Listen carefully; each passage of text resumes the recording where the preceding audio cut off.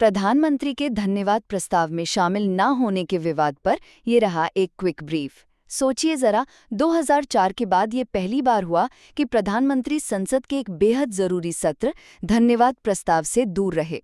और वजह बताई गई सुरक्षा, जिसने आप कह सकते हैं कई और सवाल खड़े कर दिए। तो पहला सवाल कि भाई ये सब शुरू कहाँ से हुआ? देखिए, मामला जुड़ा है भारत अमेरिका की एक ट्रेड डील से।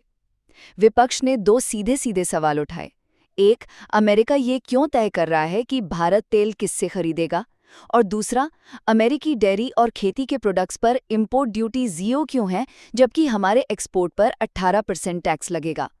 सीधी सी बात है, उन्हें डर था कि इससे हमारे छोटे बिजनेस मतलब एमएससीज को बड़ा नुकसान होगा। अब दूसरा पॉइंट हुआ ये कि इस ट्रेड डील पर बहस इतनी बढ़ गई कि 3 फरवरी को विपक्ष के 8 सांसदों को सस्पेंड कर दिया गया।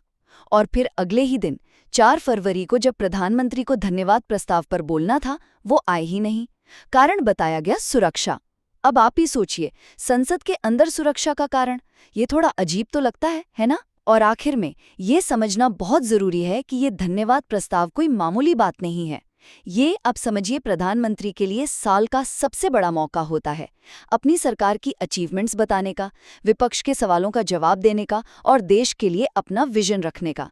तो जाहिर है, जब वो इस मौके पर नहीं आए तो पार्लियामेंट्री अकाउंटेबिलिटी पर एक बड़ी बहस छिड़ गई। तो कुल मिलाकर एक ट्रेड डील पर शुरू हुई बहस सांसदों के सस्पेंशन तक पहुंची और फिर प्रधानमंत्री की एक अहम जिम्मेदारी से गैर हाजिरी में बदल गई, जिसने पूरी संसदीय प्रक्रिया पर ही गंभीर सवाल खड़े कर दिए हैं।